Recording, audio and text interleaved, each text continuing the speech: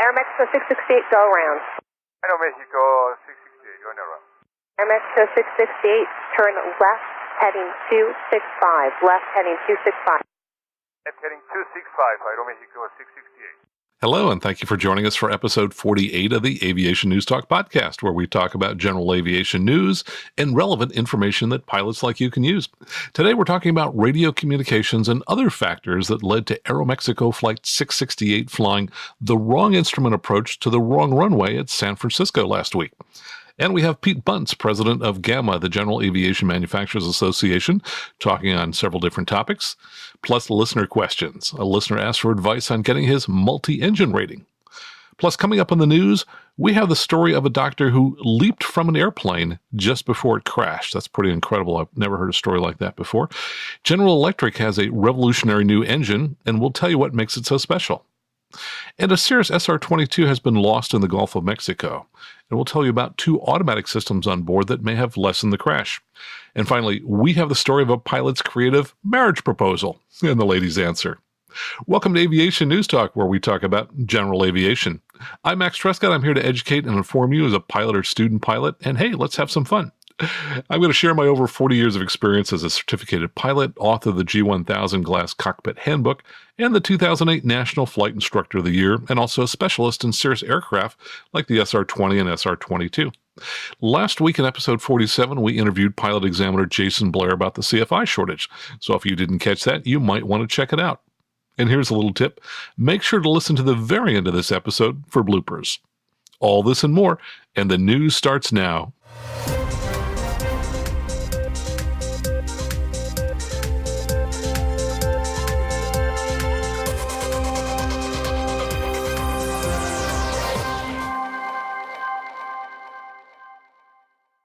As we publish this episode, we don't know whether the U.S. government will be shutting down, but we know what has happened in the past. If you look at this report from AIN Online, they tell us back in 2013 that the FAA, of course, left essential employees in place for air traffic control, but that they furloughed more than 15,000 employees.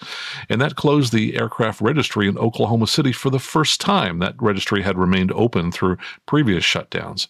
If it's closed again, that means all business aircraft transitions are going to be halted, including things like title searches, aircraft financing, and sales. So stay tuned. We'll see what's going to happen in the days ahead.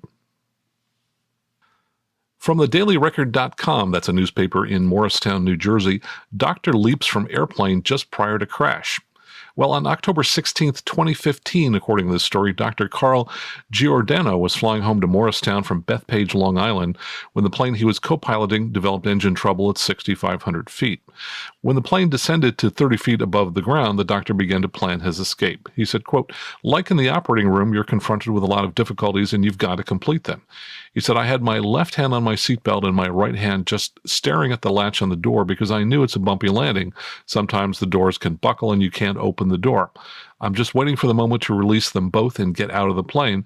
That's the only thing I'm thinking about." When the plane's wing on Giordano's side clipped a railroad crossing boom, it tore off. They were doing about 60 miles an hour. The door opened and the doctor dove out of the plane. A tenth of a second later, the plane struck the ground, instantly killing the pilot. Giordano suffered a broken jaw, collarbone, finger, and ribs, along with a concussion and bad gash in his leg. He was back in his office working within 3 months, and a month after that began performing surgeries again. He says, "I remember it all except for probably 1/10 of a second. Throughout our training, you become very robotic, and that's the way I felt in the plane. I was just waiting, and luckily, that's what I was concentrating on. Whether that's what got me out or whether I got ejected from the plane, I couldn't tell you. But I think I broke my left finger on the seatbelt, and I think I broke my jaw on the door as I exit the plane." The crash and other details in the life of a medical student and then doctor are detailed in his new book called Shoot the Moon, the true story of a look behind the curtain of medical school and residency and surviving the worst in life. So, rather remarkable story. From AOPA, Garmin announces that it has obtained an STC for several aircraft models for its new GFC 500 Autopilot, which is geared toward lighter GA aircraft. The initial STC covers select Cessna 172 and 182 models. Now, the GFC 500's traditional functions include altitude hold, vertical speed, and heading modes, but it also includes ESP, the envelope stability protection that we're used to seeing now on Cirrus aircraft. These functions work independently of the autopilot and work to assist the pilot in maintaining the aircraft in a stable flight condition while the pilot is hand flying the aircraft. And just to tell you briefly about that, what I see in the newer Cirrus Perspective aircraft that have that, if you were to try and bank beyond 45 degrees, the yoke tries to move you back to 30 degrees and does the same thing if you overly pitch up or pitch down. Other safety features include a level mode button. That's what we call the blue button in the Cirrus, and that automatically engages the autopilot to restore the aircraft to straight and level operation. Now, by the way, you have to be within the autopilot engagement range for that to work. So if you're banked at 90 degrees, the level button is not going to work. It also includes overspeed and underspeed protection that prevents a pilot from stalling the airplane or flying faster than the never exceed speed. Suggested retail price for the GFC 500 for a Cessna 172 equipped with a G5 starts at $6,996 for a 2-axis autopilot. Garmin says it expects to expand the list of approved aircraft models, with the Piper PA-28 series slated for the first quarter of 2018 and Beech 35S and 35V anticipated in the second quarter of 2018. And if you'd like to suggest an aircraft that they should add to the STC, contact Garmin's sales department and provide aircraft make and model information. From planeandpilotmag.com, Cirrus SR20 was lost last week over the Gulf of Mexico after its pilot became incapacitated while cruising on the autopilot at 15,000 feet. And by the way, that's reminiscent of two other stories like that in the last few years. One was a Mooney and one was a Cirrus. Now, they say the flight originated at the Wiley Post Airport in Oklahoma City, and it was bound for Georgetown, Texas to pick up a dog as part of the Pilots in Paws pet rescue program. The pilot, a doctor, was the only person aboard the airplane. After ATC alerted NORAD of the lack of response from the pilot, a pair of F-16s intercepted the plane as it continued southward past central Texas and toward the Gulf of Mexico. After intercepting the Cirrus, the pilots attempted to attract the pilot's attention, but he was unresponsive. Running low on fuel, the F-16s returned to base, and a pair of F-15s was dispatched to follow the Cirrus, but they could not locate the plane and returned to base without having made contact. According to Plane and Pilot magazine, there are two likely possible scenarios. One is that the pilot suffered a medical episode and died at the controls, and the other was that he had lost consciousness because of hypoxia between altitudes of 15,000 and 19,000 feet, which is considered very high altitude in medical terms. Incapacitation due to hypoxia would likely not have been fatal, though different people's responses to altitude sickness varies widely. Hypoxia at very high altitudes generally results in altitude sickness, not death. Now, the airplane that crashed, according to the FAA database, was a 2016 model, fairly recent, so it should have included two features that might have affected the outcome of this incident. I'm going to borrow here a few paragraphs from my Max Truscott's G1000 and Perspective Glass Cockpit Handbook and talk about hypoxia recognition. Now, that's a feature that detects pilot incapacitation, and what it does is it monitors the elapsed time since the most recent time the pilot has pushed one of the system keys. Now, if that inactivity exceeds the system limit, it's going to generate a message that says, "Are you alert?" And if you don't press that later, you're going to get a hypoxia alert message. And if you don't push that, then 60 seconds later, you're going to get an auto descent warning. And if no interaction occurs, the GFC 700 pilot automatically descends to 14,000 feet per minute in the indicated airspeed mode at the maximum allowable airspeed for the aircraft. Now, if no pilot interaction occurs after 4 minutes at 14,000 feet, the system descends to 12,500 feet. Well, what's interesting is it doesn't appear that from the flight-aware tracks on this aircraft that the aircraft descended at all from 15,000 feet. So one has to wonder if perhaps that option wasn't in this aircraft or maybe it didn't work. Now, this aircraft almost certainly had another feature called underspeed protection, which we just mentioned in the prior story about the Garmin GFC 500. And I'm always demonstrating this feature to pilots who are flying a Cirrus Perspective. And where it really kicks in is for people who are flying an instrument approach, if you're doing a series of step downs, you usually reduce power as you start your descent. But if you forget to add power when the aircraft levels off, it will get too slow. And that's where underspeed protection is going to help you. Again, quoting from the book here, the feature monitors the airspeed when the autopilot is on and can initiate a descent to maintain a safe airspeed. At a speed between 80 and 90 knots, an alert is going to be sounded, and you're going to hear airspeed. If the aircraft slows an additional 4 to 10 knots, depending upon the configuration, a yellow min speed, MINSPD enunciation appears above the airspeed indicator. If the aircraft continues to slow and the stall warning sounds for at least 1 second, the autopilot is engaged and begins a descent, maintaining an airspeed that's at least 2 knots above the stall speed. You're going to get an oral airspeed alert that'll sound every 5 seconds and an underspeed protection active warning that'll appear. Now, if you add power again, airspeed is going to increase. The autopilot will revert back to a vertical mode that will bring you back to the altitude you were previously at when all this started. And where that's relevant to this Gulf of Mexico crash is that when the aircraft ran out of gas, this system most certainly would have kicked in and descended the aircraft at somewhere between 75 and 80 knots down to the ocean. So the impact would probably be far less than if the aircraft had a traditional autopilot, which would have tried to maintain altitude and caused the aircraft to go into a stall. Coast Guard has reported that they have given up searching for the pilot in this incident, and he's presumed lost at sea. From aeronews.net comes a story that the family of a missing flight student is suing the flight school. Now, that's pretty unusual. We don't see a lot of lawsuits here in general aviation. But in this case, the family of a 50-year-old student pilot in California who disappeared along with his flight instructor and the Cessna 172 they were flying back in 2016 has sued the flight school. The Press-Telegram newspaper reported that according to the 11-page filing, the family is holding Encore Flight Academy of Van Nuys responsible for the death. They contend the school should not have hired flight instructor Jason Glazier because he was known to fly recklessly and had a criminal record. The two had flown from Van Nuys to Catalina Island on May 28, 2016. They posted a photo of themselves on Facebook just before they returned, but the plane vanished, and along with the 2 occupants and an extensive search by the U.S. Coast Guard failed to locate the wreckage of the plane or the bodies of the 2 men on board. Now, the pilot has been declared legally dead, but the CFI has not and is still considered missing, according to an attorney representing family members who brought the suit. The lawsuit states that the transponder was inactivated, so there was no altitude information for the plane, but radar data shows the plane only making it as far as 5 miles from north of Avalon on Catalina Island just 3 minutes into the flight before disappearing from radar. There was an oil slick seen in the water at the location. Along with the flight school, the suit names Libra Air, which is the registered owner of the aircraft.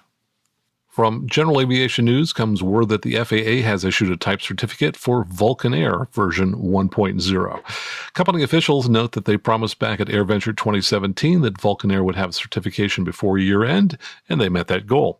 Now, the Vulcanair V1.0 is a 4-seat single-engine aircraft with an IO360 180-horsepower Lycoming engine, and is equipped with a full IFR Garmin G500 avionics package.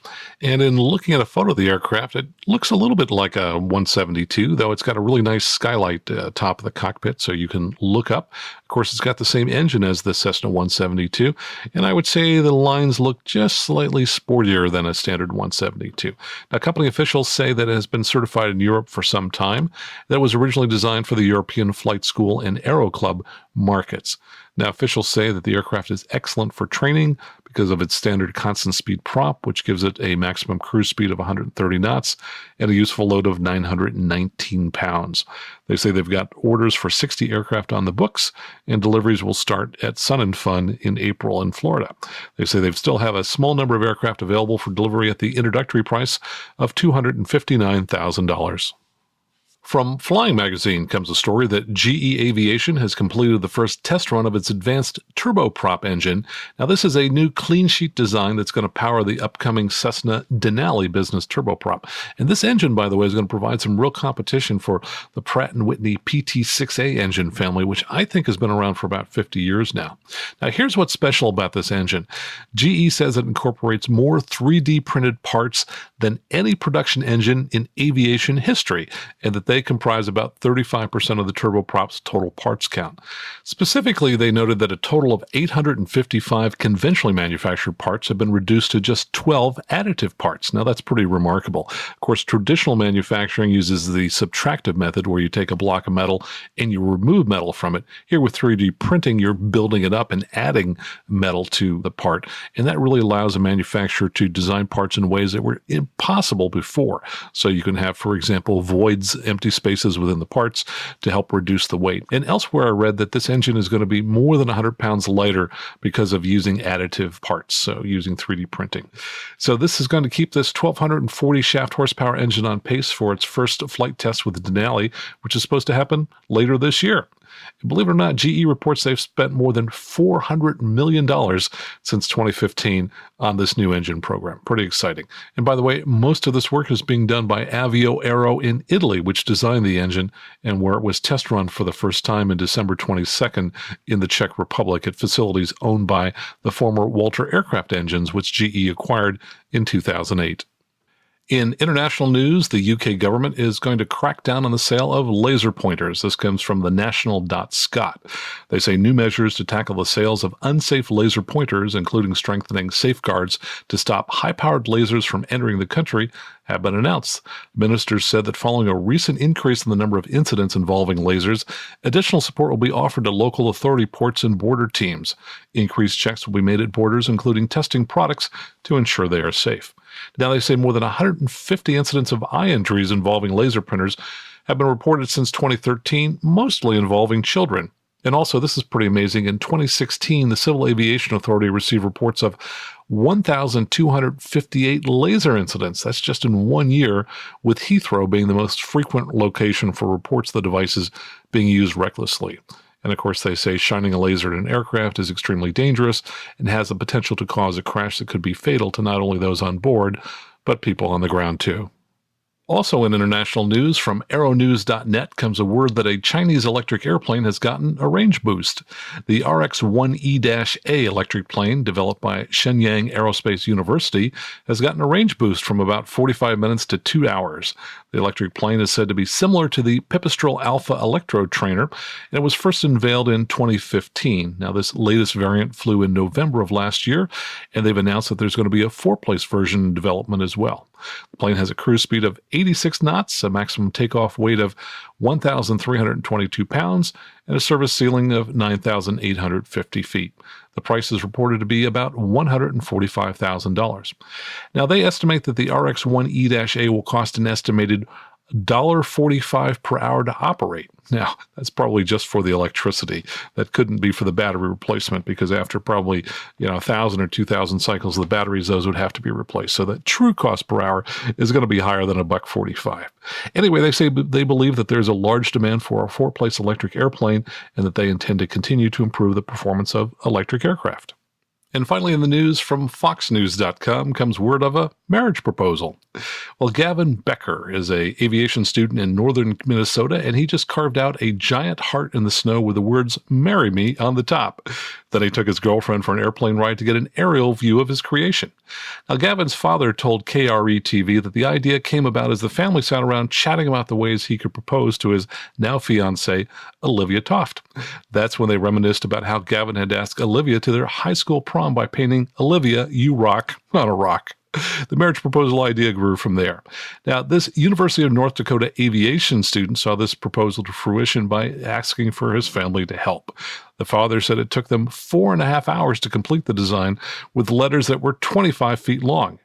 They used a snowblower to pen the message in front of the family's Inwego resort on a frozen lake. Then Gavin rented a plane and flew Toffer over the lake to see, and she said yes. So that's a fun story, and you can see a picture of this on our Patreon page at aviationnewstalk.com/awesome. Well, that's the news for this week. Coming up next, Pete Bunce from GAMA, and details on that AeroMexico go-around at SFO and how radio communications played a role in that error. Plus, we have listener feedback. You're going to hear from a listener in Alaska with his feedback on cold weather operations. Stick around. We'll be right back on the Aviation News Talk podcast.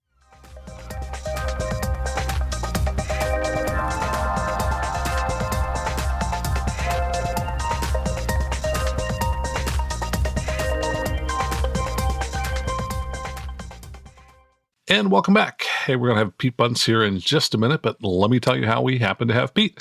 I spent 3 days last week in a Cirrus training conference with all their salespeople and support and training people from around the world, and I learned a lot of information on a variety of topics. And so one of the outcomes is I've been able to arrange interviews with some of the speakers. Some of these are people whose name you will recognize, and we'll have them in future shows. But Pete gave a presentation at the conference. I recorded it, and he said it would be fine to use some snippets from that, which we'll bring up here in just a moment. He talked about privatization and a number of other really interesting topics. Now, other things going on in my crazy world here. Boy, I've been flying like crazy. Seems like 8 hours a day, 6-7 days a week. Well, not 7. I usually try and take one day off. Also, literally in the last week, talked with probably half a dozen people or so who were thinking about buying a new or used Cirrus and doing some training with those folks who have just made some purchases. So really busy. And if you, of course, are interested in buying a Cirrus, give me a call. I'm happy to talk with you for free and kind of give you some pointers on that process. Also, our aviation survey is still going on for Aviation Headsets. So if you have an aviation headset and you'd like to tell us about your experience with the one you have or any issues you've encountered, just go out to our survey at aviationnewstalk.com/survey. And in an upcoming show, we'll present the results of that survey. And a quick thank you to our 4 new Patreon supporters this week. They include Mark Slavonia, Troy Wistman, Ed Perry, and Philip Allen, who tells me he's starting to think about buying a Cirrus. And I did mention before, we don't have advertisers on the show, but we do have expenses. So any donations you'd like to make would be greatly appreciated. You can join this special group of listeners who support the show by going out to aviationnewstalk.com/awesome and make a donation each month with a credit card. Happens automatically. And if you want, just go out to our Patreon site. You can check out many of the general aviation stories that I post on the blog there. And often you're going to see them first there before you hear about them on the podcast. So, for example, we posted several days ago the marriage proposal, where you can see what that looked like in the snow. And I also posted a picture of our staff here in the studio at Aviation News Talk Podcast. Now, I'm sure you thought that I just do this by myself, but you're going to want to take a look at the hired help that we have here to help with the show. All I can say is that they are of the 4-footed variety. So now let's go to Pete Bunce. He's going to be talking first about the TSA and TFRs. One of the big issues we're working on with TSA right now is to be able to accommodate more general aviation around the presidential TFRs, the vice presidential TFRs, and as we go into another election cycle, some of the other ones that pop up. Palm Beach has been just a nightmare for us at the West Palm Airport to be able, it has negatively impacted our industry as a whole, especially at this time of the year when the president's spending a lot of time down in Mar-a-Lago. And we go and we have to cut off so much activity at that airport, which those of you that have been down there know that you had Mark Burns here yesterday. If you count the number of Gulf Streams that are on that ramp at any one time during the year, it's truly impressive. And the TFRs have impacted probably all of us that have flown here in the U.S. So we're trying to work with the Secret Service through TSA to be able to say, okay, what kind of accommodations? And one long-lasting issue that we haven't been able to get over the goal line that we're working hard on is to try to get a trusted pilot program so that we have the same privileges as the airline pilots do to be able to go and penetrate those TFRs and be able to use the airports that we should be able to use over time. And so it's a long process and we're chipping away at it. Next, Pete talked about the White House infrastructure and a proposal that I hadn't heard about, talking about how you might consolidate parts of ATC.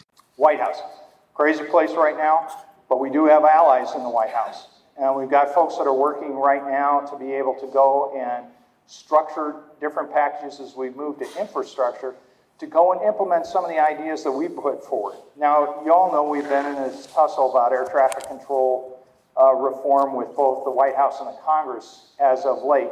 But there's a new thing that's working its way through the process, which is the infrastructure program. And there's some very logical things that we can do with infrastructure in the U.S. that goes and takes this modern world of telecommunications and applies it to the infrastructure we have, aging infrastructure that we have out there. Everyone has heard of BRAC that's associated with the military. We've had 3 rounds of BRAC. We've gone and reduced the footprint of the military-based structure in the U.S. to be able to be more cost-effective. We can do the same thing in this modern era of telecommunications. Do we really need 20-plus centers out there? and especially some of them that are very, very cost intensive to keep running. The one in Minneapolis, in their floods all the time. Do we need to equip 21 centers with new technology over the long period of time to take advantage of Datacom and some of the other enablers out there? Or can we go with a different program where we right-size the national airspace system? And that's what we're actually trying to talk to folks in the White House about as they structure the infrastructure package. And next up, Pete talks about the Environmental Protection Agency. EPA, why are these folks important to us? Well, as we work with the EPA, especially if you're talking SR20, SR22s with the transition to unleaded avgas, this has been a huge issue. The EPA has allowed us the flexibility and the room to breathe before they go, especially under the previous administration, and slap some major endangerment findings against us on leaded gas. Now, we all can debate whether or not the amount of lead that we put into the atmosphere hurts anybody, but that ship has sailed, and we as an industry have decided we've got to go to an unleaded capability with octane enough to be able to go and sustain the more powerful aircraft, of course, that Cirrus produces and others. So where are we at? We've downsized to two different companies. It's Shell now and Swift. Both of them have a materials compatibility issue with some older fuel bladders that are out there. So we're having to go back and not reset, but actually go back to the companies and say, there's got to be some different formulations that you can come that can solve problems with some of that materials compatibility issue. Fortunately for us, especially under this administration, the EPA has given us the latitude to do that. Now let's switch to turbine.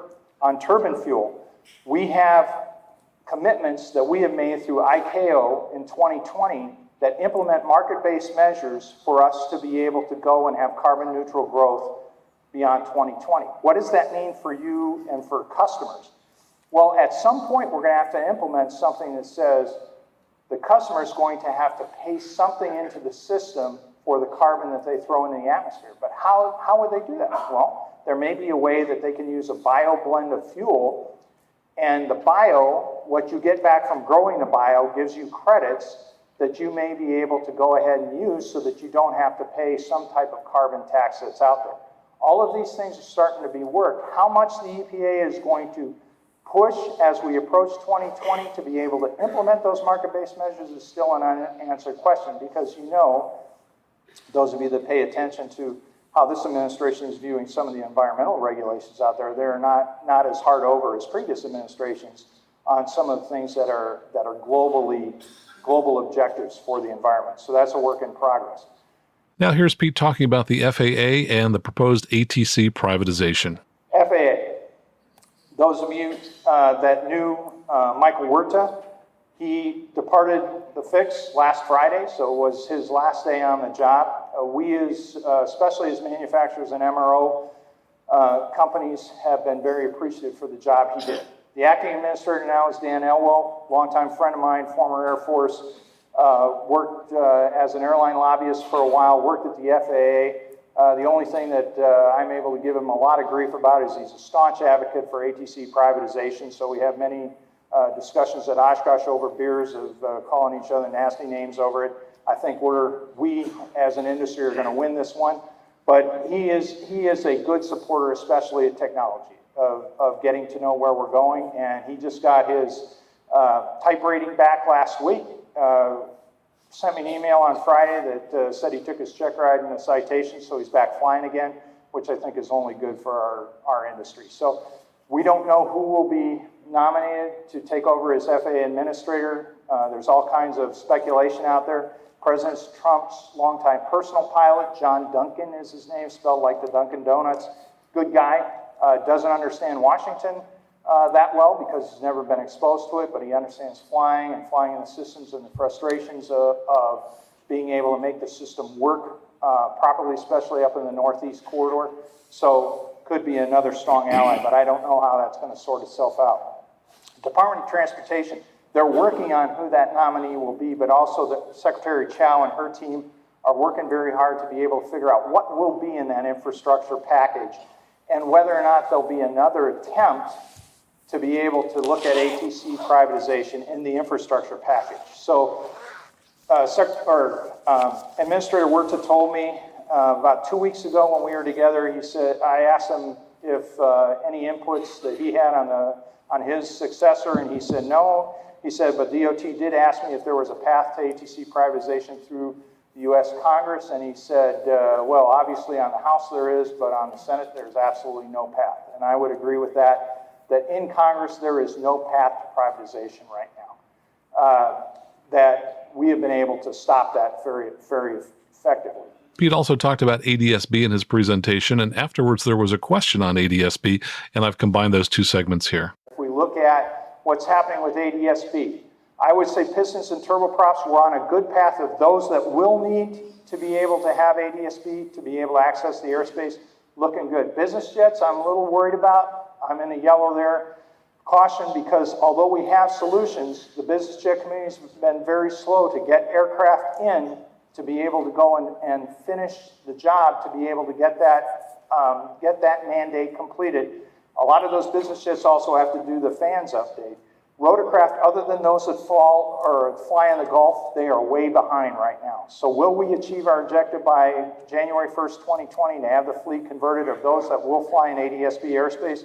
Doubtful overall, but I think that we will be at a point where those will have an industrial capability to meet those that want to go and convert their aircraft, and then those that have to wait after 2020 will just have to get in the queue.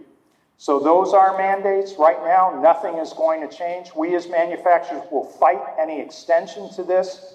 Number one, on the ADS-B mandate, I think there's still a sense out there that A, it could get moved again because of the percentage of equipage, and B, assuming that it doesn't, what do you think that means to the total fleet? Is there a lack of appreciation that your airplane is not airworthy, on January 2nd of 2020? So first on ADS-B. So let's take the turbine side of the house first. I mentioned I'm very concerned about the business jet fleet. We have been told by people that do the valuations of aircraft that if you have a business jet and you do not have a path to modify it to ADS-B by the end of next year, 2019, that valuation will go to zero because the plane is useless. You can't operate it any place that you would traditionally use a business jet, because if you're going to go above 14.5, you have to have ADS-B. So significant there. If you go back down into pistons, you've got time. Some people can fly in this part of the country. They can fly an SR20 theoretically in places they'll never need it. And if they did need it once in a while, they could call up the FAA, just like they can for people that don't have any electrics on the airplane and don't have a transponder. There'll still be accommodations out there. So on the piston side, there's still time. And I think we will get there. And folks that do find it painful to fly because they don't have ADS-B on the aircraft will finally equip. And the solutions now are so inexpensive, especially on the piston side. When you start going through pressure bulkheads on a business jet, that's a different story. And finally, here are Pete's comments on the pilot shortage and the impact on pilot wages. Pilot population, very concerned about, but looking at wages going up. I was just called by a friend of mine out there looking for a citation pilot in Indianapolis, going to pay him or her $200,000 a year to be able to fly. That's good money. That's good money. Another buddy in Pierce, South Dakota, he asked his pilots, bringing on somebody new into the flying operation there, and I think his requirement basically is not an ATP, but over 1,000 or 1,200 hours there, starting with full benefits at over $100,000. Flying 2 hours a day, 5 days a week, all weekends off. That's a different world than what we were used to just a few years ago. It is a supply and demand problem. We're going to get more pilots into the system just with getting pay back up to where it should be. But we need a lot of them. And if you look at the numbers that are out there, pilot shortage, Boeing's predictions out there, very, very significant. 1,700 pilots in their predictions out, 117,000 pilots out to 2036. But look over at that other statistic out there. How many professionals and technicians will we need in the workforce? We've got a very, very aging workforce. And we have got to be able to figure out a way to get to young people and get to their parents to get them into this great industry, to be able to recapitalize our workforce. And it is significant and an issue we've got to all work collectively together. Well said. We definitely all have to work collectively to try and get the next generation of pilots, mechanics, and other folks for the aviation industry. So anything you can do to encourage young people to get involved in aviation, definitely do that. Our thanks to Pete Bunce, president of GAMA, the General Aviation Manufacturers Association, for permission to use this on the show. Now, coming up in 7 seconds, we're going to talk about radio communications and how they were involved in the AeroMexico go-around at SFO last week.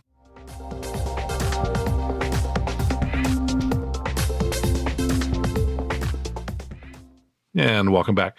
Hey, let's talk about expectations, radio communications, and how they all played into that go-around last week at San Francisco of AeroMexico Flight 668.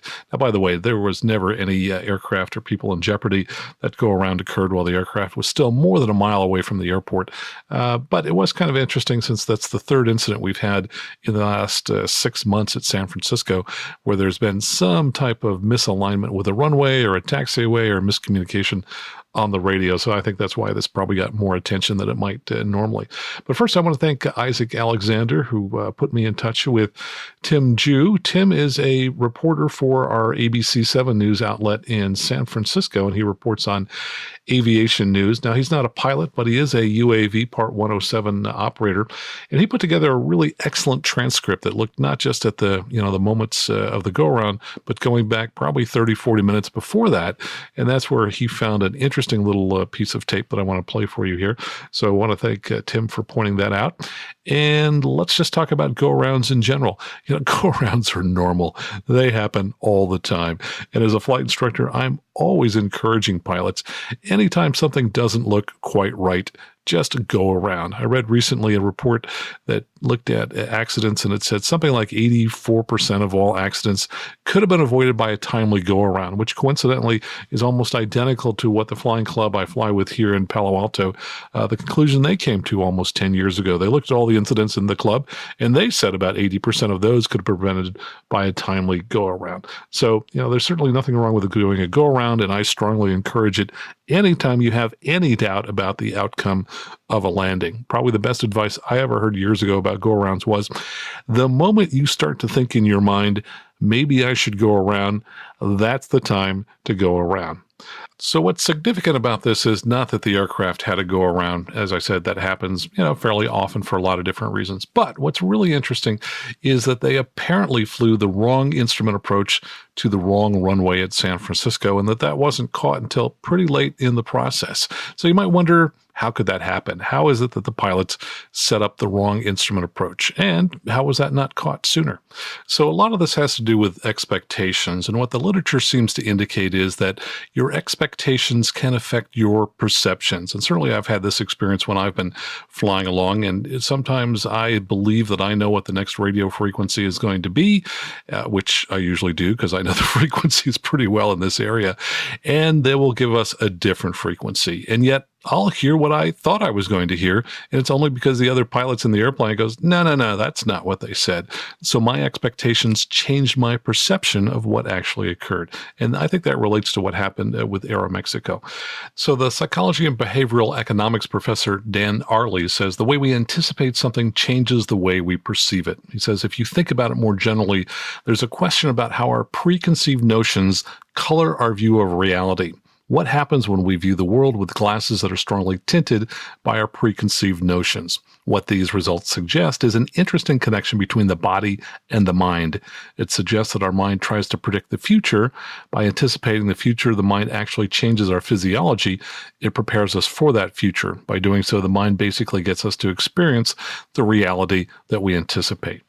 And you can find other similar studies. For example, there was one that was done in the Nature of Neuroscience, and they talk about how expectations influence the sense of taste. And basically what they said is when they examined the brain, that when participants were shown a sign that some bitter drink that they were going to drink was less bitter than it really was, the same regions of the brain that fired when the subject believed they were going to taste the bitterest drink still fired, but they did so less strongly. So the anticipation that you're going to have a less bitter drink caused your reaction to indeed be less strong when you sense that drink. So essentially it suggests that our perceptions, what we perceive in the real world, can be colored and altered by our expectations. So let's go to the transcript, which Tim put together. He did a really excellent job. He found this particular transmission, which I didn't see reported by anybody else, and it occurred at 11:21 a.m. So just remember that time, 11:21. And it's AeroMexico 668 checking in with NorCal approach. And what they say is, NorCal, hello, AeroMexico 668. And then the transmission gets stepped on briefly. And then you hear them continue, 234, Surfer 2 with hotel. Now, the Surfer 2 is an arrival into San Francisco that comes up over the Monterey Bay and over Santa Cruz. So kind of cutely named, right? Surfer. That's where the surfers hang out. The Surfer 2 arrival. And NorCal responds, AeroMexico 668, NorCal approach. Hotel is current, altimeter 2969. Expect ILS 28 left. And then AeroMexico 668 reads back, ILS 28 left. And let's go ahead and see what that sounds like. NorCal, hello, AeroMexico. Hello, I say right here, Juliet. Heading 234, and the Surfer 2 with hotel. AeroMexico 668, NorCal approach hotel is current altimeter 2969, respect ILS 28 left. ILS 28 left, AeroMexico 668. Okay, so far so good. The aircraft is about 25 minutes from landing at San Francisco. They've just checked in with NorCal approach. They've been told to expect the Surfer 2 arrival and ILS 28 left. Now, if you look at the Surfer 2 arrival, it says in the route description that it's for both runways 28 left and right, and it says Northern California TRACON will assign the landing runway. So we've just created the expectation that this aircraft will be flying the ILS 28 left and landing on runway 28 left. And that was at 11:21. There are then a whole series of transmissions over the next 20 minutes in terms of changing heading, speed, and altitude. So for example, at 11:26, NorCal says AeroMexico 668 reduced to 250 knots and maintain 8,000. That's read back. Later on, it's reduced to 210. Then we've got to headings 280, vector for spacing, another turn right 310, another descend to 6,000. This just goes on and on and on and on. But then finally, we get the first indication that they're not going to be flying the ILS 28 left. And this occurs 19 minutes after the original instruction to expect the 28 left, and literally just about 5 minutes before the go-around. So this crew is all set up, all established, feeling pretty confident that they'll be landing in just a couple of minutes, and they get a change. And apparently, they don't notice it. Now, 5 minutes away from touchdown, that's pretty late for an airline crew to have to scramble to pull out the correct charts for the correct runway, reprogram the flight management system to fly the 28 right in ILS instead.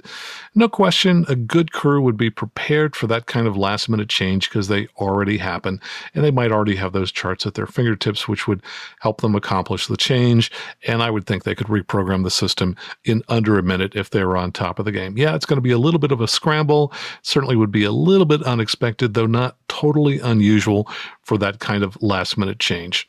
And we're talking about this, of course, because these kinds of last-minute changes could happen to you as a GA pilot when you're flying instruments. So here's the transmission coming up, and there were two transmissions back-to-back with no space between them, and it ended with report established on the localizer 28 right. So that was the very first indication that they were not going to be flying the localizer 28 left. AeroMexico 668, continue left-hand turn heading 290, maintain 4,000. Left heading 290, 4,000, AeroMexico 668. AeroMexico 668 means correction, the report established on the localizer 28 right. Report established on the localizer runway 28 right approach.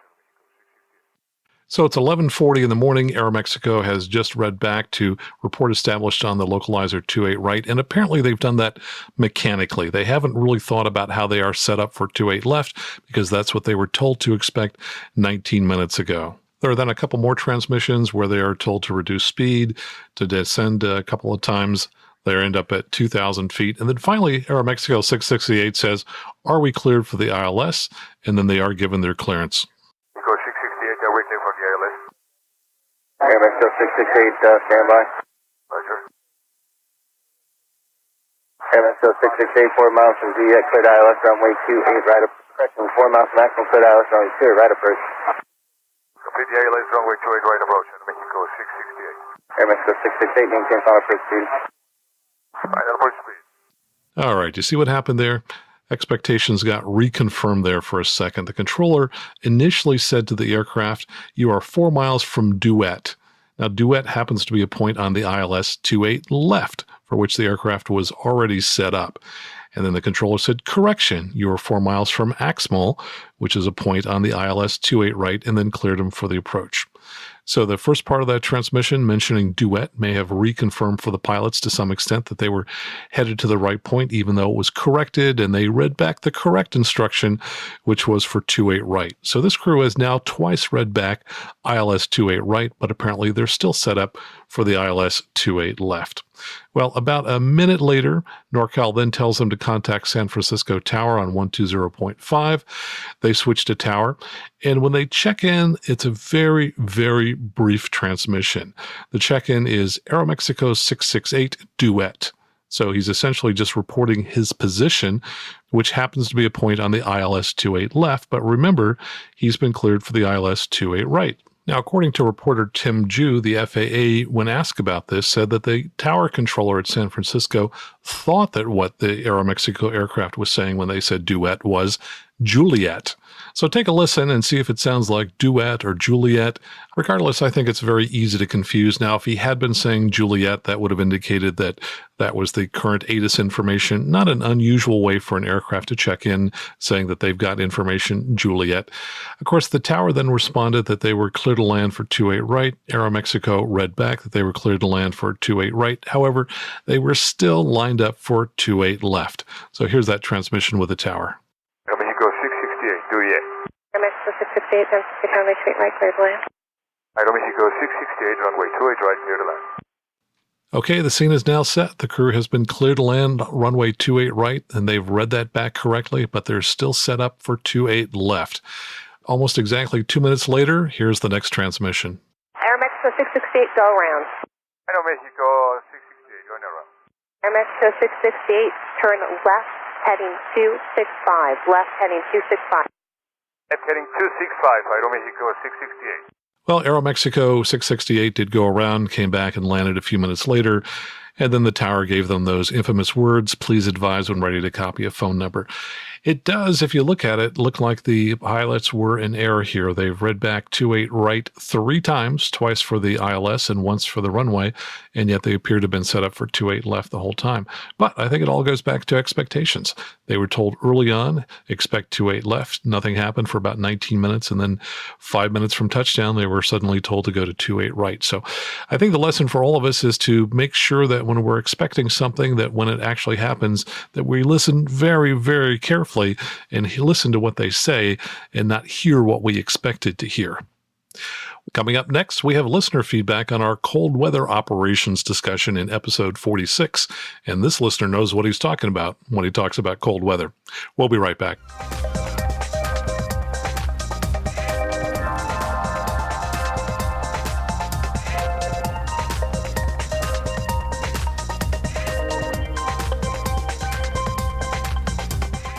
And welcome back. Quick thank you for people who left reviews over the past week in the Apple Podcast app, BKCAP. That's BKCAP. Left a review. He said he's pretty busy. He doesn't have time to keep up with traditional aviation sources, so I help keep him up to date on relevant GA news. Thanks for that. And then in our dedicated podcast app, which you can find in the Apple App Store for Aviation News Talk Podcast, which was developed with funding we received from people who donate on Patreon, we had reviews from Linear Groove and Mizu93. Linear Groove says it's his favorite podcast, and Mizu93 says, great app, keep up the show. If you haven't checked out that app, go ahead and go out to the Apple App Store if you use an iPhone or iPad and search on Aviation News Talk, and you'll have a dedicated app for this show. Now let's turn to listener feedback. Chris in Alaska listened to episode 46 on cold weather operations, and he sent along this recording to tell us about his experience with cold weather. I thought you and your listeners might like to hear about how we fly in Fairbanks, Alaska, where it gets minus 40 F in the winter and less than 4 hours of daylight in December. Our definition of cold weather ops is below freezing at night. I will start with before you fly and talk you through a typical day. All of our airplanes are equipped with installed engine heaters like Tanis type, which warm the cylinders and oils. They frequently have sockets installed right on the airframe just to plug in the plane. The cords are then plugged into head bolts or electrical outlets installed by the airport behind the tie-down. Most airplanes are outside, as hangars are very expensive to build and operate. If you don't fly much, you come in 4 hours before you fly to plug in. Also, a small electric heater is in the cabin on the floor to warm the radios and the instruments. It also keeps the windshield from fogging up when you get in. The planes are winterized each fall to be ready for winter. At my flight school, we stop pattern work at -10 on the surface, and -20 we stop flying, unless it's a really strong inversion. Colder is just too hard on the people and the equipment. Before you go to the airport, wear clothes suitable for camping out and survival gear. On local training flights, I have limited survival gear in my clothing, but for longer flights, a separate backpack is brought along, as well as a GPS spot locator, snowshoes, and a sleeping bag. You have to watch your weight and balance. To the airplane, finally. Remove the custom wing and tail covers, and keep off the snow and frost. Freezing rain is the worst. It can go right through the covers, and only a visit to the hangar can thaw it. Perform a thorough pre-flight, but since you're dressed warm, it's fine. Last, remove the engine blanket, a nice quilted custom-fit cover that keeps the engine accessories all warm from the engine heater. I put the blanket in the back of the airplane for local flights instead of a sleeping bag. Unplug the heaters and you're ready for engine start. Flying is pretty straightforward until you come in for the snow and ice covered runways. Extra care is needed to get straight and smooth while managing the brakes. When you're all done, put the airplane away by putting the engine blanket back on, plugging in the engine, putting on the wing and tail covers, unpacking all the gear you packed in, and making sure the cabin heater's on. All in a day's fun for a weekend flight just to keep the flying skills sharp. Chris. Chris, thank you very much for sharing that. And all I can say is, wow, you have to really love flying a lot to go fly in -40 degrees. Sounds cold to me. And you didn't even mention how short the days are up there. I guess in the wintertime, it's going to be night flying most of the time. Well, let's go to listener questions. Jan writes, can you recommend a school in the Bay Area to get my MEI? That's the multi-engine instructor rating. He said, it seems hard to find, and the ones I have found are in excess of $7,000, which seems high. Any suggestions would be great. Signed, Jan. Well, Jan, I often recommend for multi-engine training and multi-engine instructor ratings that people go out of the Bay Area and go to one of the schools that specializes in doing that. So, for example, the issue really is that most flight schools don't even have a multi-engine trainer, and those that do often only have one. Now, if that trainer happens to be down for maintenance for a week or two or even longer, that's going to really interrupt your training and make it difficult to get the kind of continuity you'd like to get a number of lessons in a row and then take your check ride without delay. And so what I've found is it sometimes pays to go to schools which have lots and lots of multi-engine aircraft and that really specialize in that kind of training. And that's what I did to go get my multi-engine rating and also later to get my multi-engine instructor rating.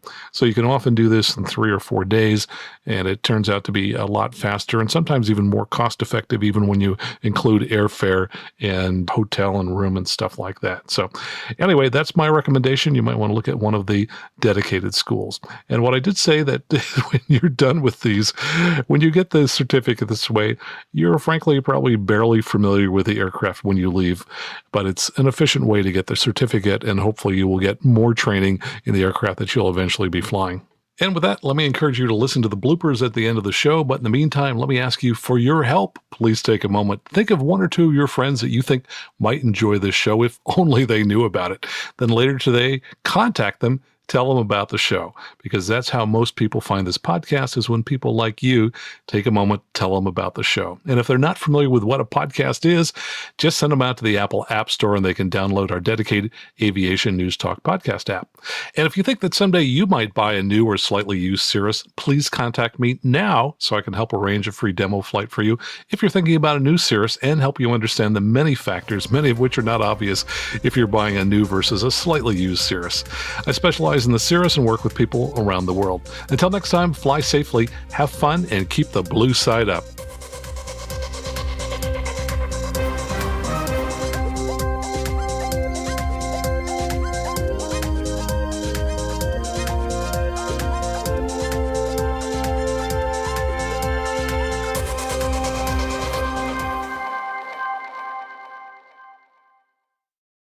And they shuttered the aircraft registry in Oklahoma City, which halted business aircraft transits.